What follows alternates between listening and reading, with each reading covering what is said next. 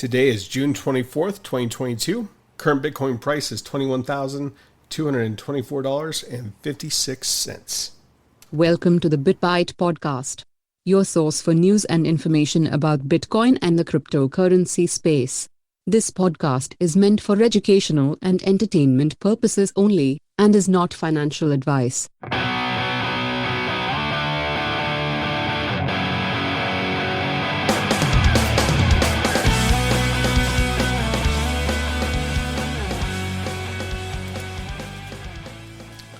What's going on, Rick? Oh, not much. Another fine time in Bitcoin world. Last weekend hurt. Oh, dude. Did it ever? Were you watching as it was happening? Yeah. I remember, I think we were texting back and forth a little bit, and then I stepped away for a while, and then I was like, oh my goodness. And you know what, too? I mean, when we sent those messages back and forth to each other, that was almost the bottom or pretty darn close. No, that was the day of, but like a few hours later, it still crashed below even what we were seeing. So Yeah. I tweeted, I think that day, I was like, ouchie, ouchie, ouchie, and it was just like somebody crying in the corner. It was like the gif or gif that I used. I was like, oh man, that hurts. I don't particularly like seeing Bitcoin's market cap below like $1 trillion. And I specifically don't like seeing each coin's value being less than 20,000. yes. And that was, ooh, doggies. That hurt. What? I mean, how far down did we go? We went down to like 17 or something like that. Yeah, the Kiss 17 something. But, that's pretty bad. But I don't know, that's something we did call. I mean, we knew that when the stock market starts going off the skids, that everything's going to hurt. Yeah. And we weren't wrong. No, for The sure. thing is I'm pretty sure that this is just the beginning of whatever the market's going to do. Things are not exactly looking rosy. We got a week till June or July. So basically after this month, it's going to show a second quarter of negative growth, so we're going to officially be in a recession. Oh man, did you see? I don't know if you saw that press secretary, Biden's press secretary, or whoever she is. She was speaking about that, and she's like, "We do not see a recession on the horizon." She's like, "Everything is looking strong." I'm like, "What? What world is she living in?" Well, she's living in the world where Biden is still strong, so Biden is strong. Well, did you see the list that he turned around? And they got a picture of it, of his list of his to do or what they want him to do. Yeah. His his handler notes or whatever they are. I don't know what they are. His handler instructions. Mm-hmm. Yeah, I did. I saw I saw a meme of it, and of course they added some other stuff on there that was not very kosher, but yeah. But delicious. But delicious. Yeah, I think we hit a low 17,609 is what we hit on Saturday at 2 p.m. And I really thought there would be a big wall at the $20,000 mark, and there probably is. I think the weekends are always tough because there's not a lot of liquidity in the market during the weekends. And there was something that happened going into the weekend last Friday. Tell us about that. So it was in Canada. Like there's several in Canada, but one of the bigger ones I think is called the Purpose Bitcoin ETF. Experienced outflows of 24,510 BTC on Friday, leading into that. And I mean, in order for them to generate that much liquidity that fast, I mean, just for giggles, what is that? I could probably find it in the article, but what is 24,000 at we'll say roughly 20,000, right? Well, you're at 400,000 basically, or no, it's several. 24,000 times 20,000. That's 490 million. 190 million Yeah. dollars That had to get liquidated on Friday. And I really think due to the fact that it was going into Friday, I think that really just that pounded the Bitcoin blockchain itself. And I mean, that's coming off the heels of the BlockFi, or not the BlockFi, but the USDT. I think USDT is what it's called, not the Tether, but the one that was linked with. My brain's going blank. What's it called? Luna? Is it Luna? Luna. Their USDT pair, and then the Celsius rug pull that kind of took place with that yield market, and then that Bitcoin ETF. That just was such a tug underneath the rug of Bitcoin. I mean, because all those were using a lot of Bitcoin to basically back everything they were doing. So they're trying to peg it at $1 basically too. Yeah, and they were using their Bitcoin as their dollar peg or part of their dollar peg for their stability, and it was just that was ooh, ouch, that was hurting. And I wondered, I was like, man, how low is it going to go? I messaged you and I was like, man, I really want to buy some more right now. I was trying to figure out a way, and I did buy some, but not as much as I wanted to. But it was like, I'm cheaper. It's just whether or not the banks are going to be solvent. We can buy some more. Yeah, that'll be a big question. So realistically, I guess in your mind, how low do you think Bitcoin's going to go during this? Okay, I don't think it's going to touch 10,000, but it's going to have moments where it's getting pretty close. Let's say about 10,000. Not quite there, but close.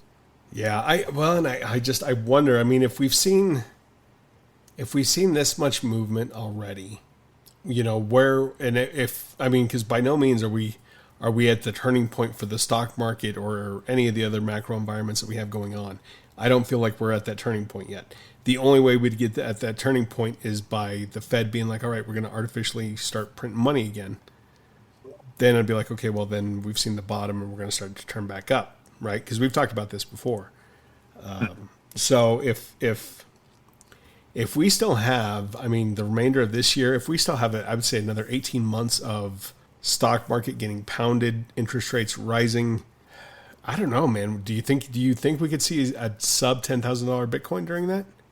I'm not saying it's I'm not saying it's impossible. I just think it's unlikely. But if it kisses 10,000 in the next few months, I'm not going to be surprised. Yeah. I don't know. I think the markets I'm bracing for pure chaos in the markets. Yeah. Myself. So, there's no limit to how low it'll go. It's just what survives at the end of this period that we're going to come across, right? This financial hurricane that we got going on. Yep. Yeah, I'm curious. I don't know where it's going to go. I don't know what it's going to be. I have no idea where all that is heading. I guess that is the part that makes me fearful. And I know, at the same time, I know, when I see prices that low, like I said, it was that instinct where I was like, man, I want to buy because this is such a cheap price for Bitcoin. Yeah. And however, I was just like, it's hard. There's not a whole lot of, there's cash reserves and things like that, but it's not I don't have a large amount just ready to go into Bitcoin.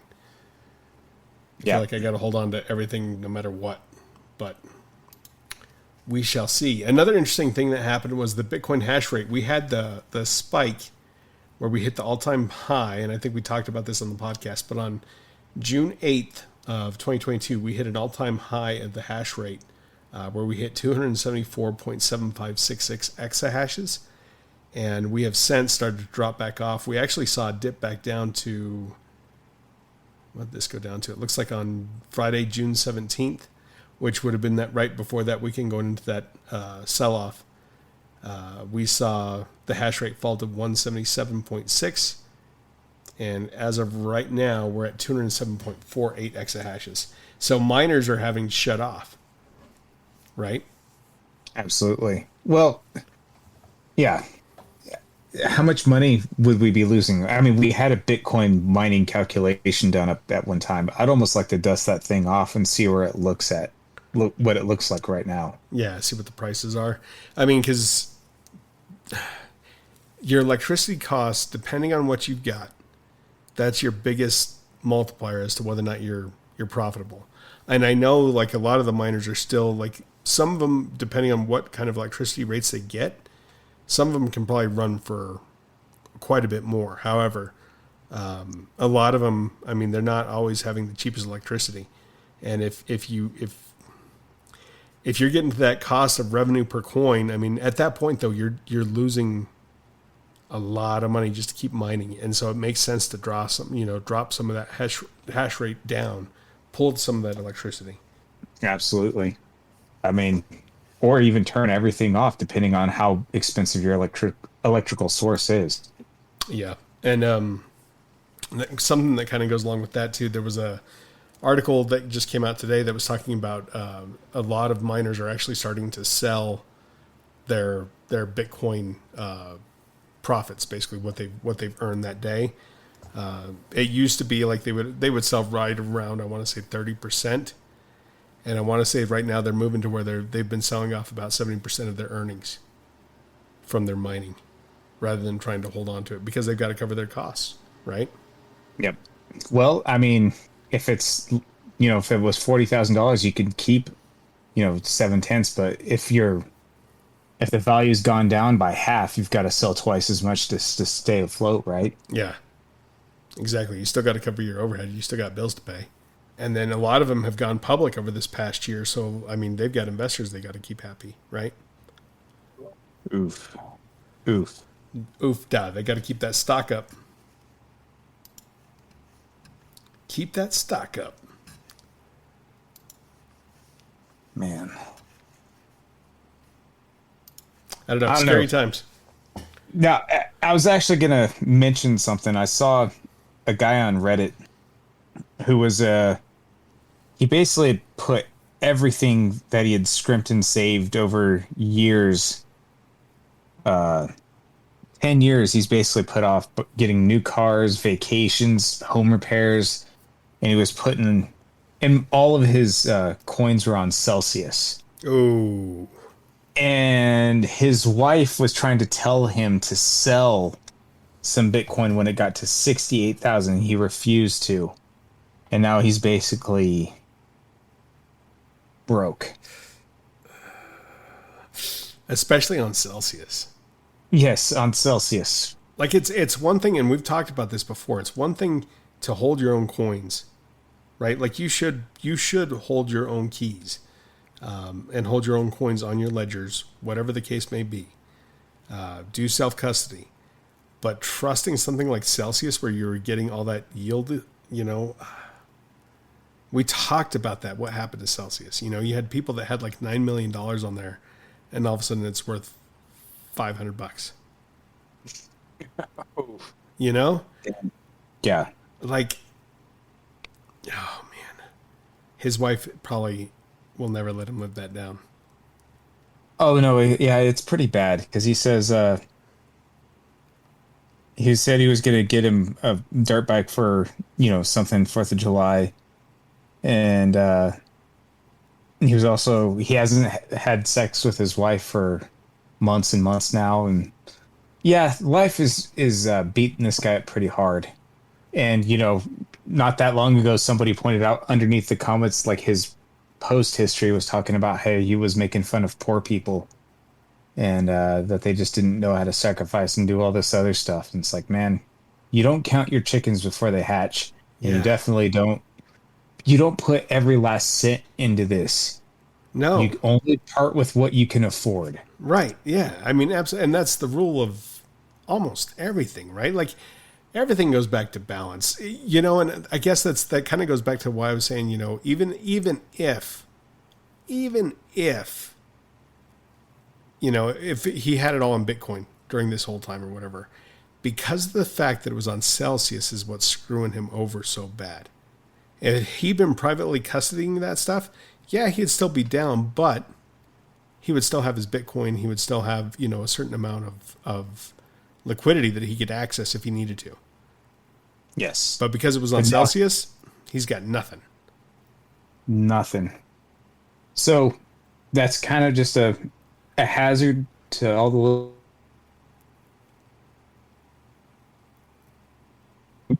Buy that Bitcoin, move it off. Not your keys, not your Bitcoin. Yeah, absolutely. I mean, and never trust a website that's telling you that they're going to get you like 30% interest for like storing your your Bitcoin on there. And for, I've done this. I've made those mistakes where, and I think I've talked about this on the podcast, where I've lost basically what would have been $30,000, right? And I mean, that was a Well, tough pill to swallow, but I knew the risk going in, and so it was like, I don't have anybody to blame but myself. But at the same time, that wasn't my whole nest egg, right? Like you never, I don't know. I guess I never would be one that would walk into the casino and just put it all, bet on black, exactly.